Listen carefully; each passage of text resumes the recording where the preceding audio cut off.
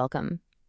You know, for over 160 years, India's criminal laws were set in stone.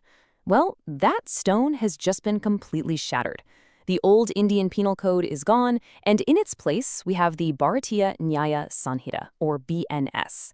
Today, we're going to break down what this huge change really means, focusing on how this brand new code protects your property, your documents, and even your reputation.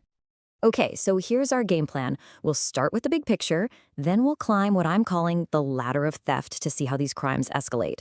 We're also going to clear up the really tricky difference between misappropriation and breach of trust, look at crimes of deception, and then cover how your reputation is protected.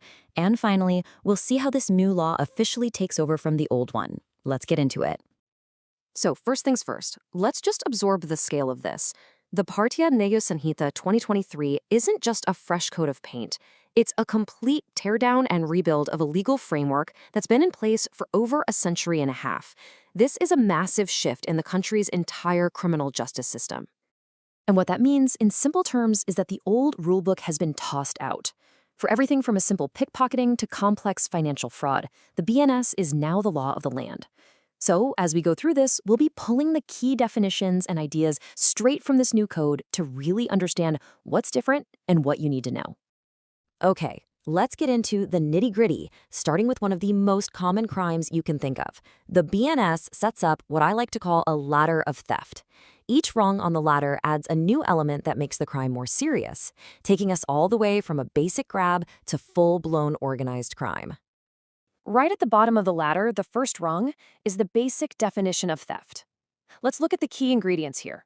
The intent has to be dishonest. The object has to be movable property. You can't steal a building, for example. And crucially, it has to be taken from someone's possession without their permission. That's our starting point. Now let's take one step up that ladder to snatching. And this is where it gets interesting, because you can see how just one extra element changes the whole crime. Snatching is still theft at its core, but the law adds those specific words, suddenly, quickly, or forcibly. That little bit of added aggression and surprise makes it a completely separate and more serious offense.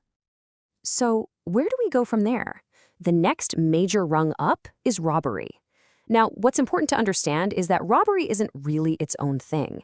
It's a supercharged version of either theft or extortion. As you can see, theft becomes robbery the moment violence or the threat of it enters the picture. And extortion becomes robbery when that threat is instant and the bad guy is right there in your face.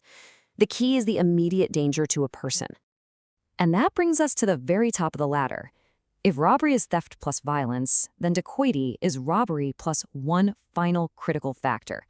It's the most serious form of robbery, and the difference between them seems simple, but in the eyes of the law, it's a huge deal. And it all comes down to this number, 5. The second a robbery involves a group of 5 or more people working together, the law relabels it as dacoity. And this matters a lot. Why? Because the law sees this as a jump from a regular crime to organized crime. That level of planning and public threat is why it comes with much, much tougher punishments, even life in prison. All right, let's switch gears. We're moving on to 2 crimes that sound really similar and get confused all the time: criminal misappropriation and criminal breach of trust.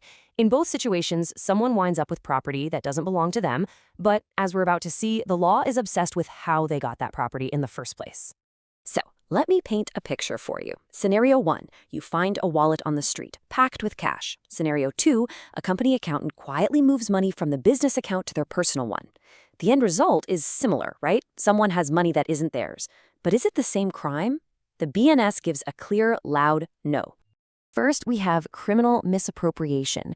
Think of this as the found wallet scenario. You came across the property innocently. You just found it.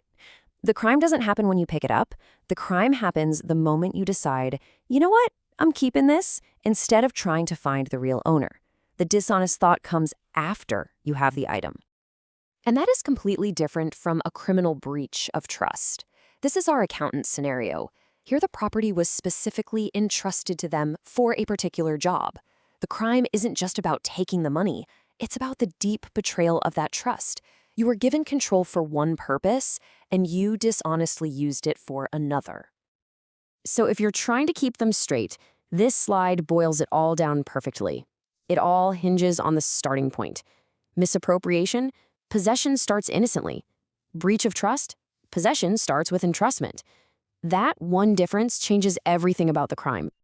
So far, we've mostly talked about physically taking things. But the BNS also has a lot to say about crimes that are a little more subtle. Crimes that rely on lies, fake documents, and sometimes just plain old destruction. Let's start with cheating. Under Section 318, the law lays out a very clear three-step recipe. Step 1, you have to deceive someone, tell a lie. Step 2, that lie has to trick them into doing something they wouldn't normally do, like giving you their property. And Step 3, that action has to end in them suffering some kind of harm or loss. Now, a close cousin of cheating is forgery, creating a fake document to trick someone or commit fraud. But the law is smart here. It knows that not all forgeries are equal. It lays out these more serious or aggravated forms. Because, let's be honest, faking someone's last will and testament is a much bigger deal than forging a permission slip.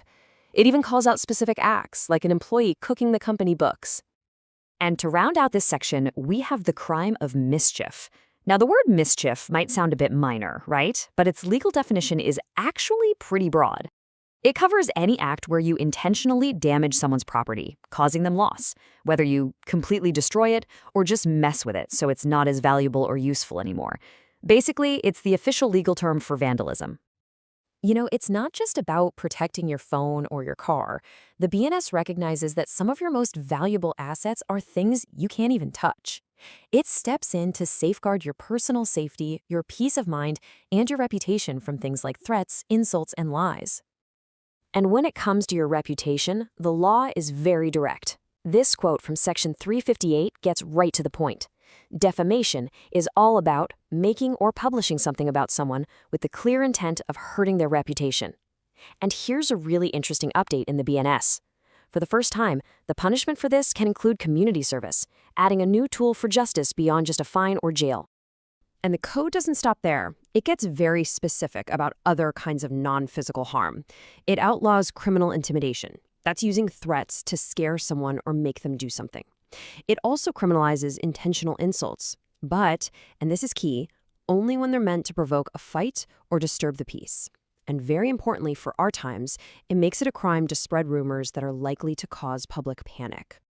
Okay, we're at our last section, and this answers the big practical question.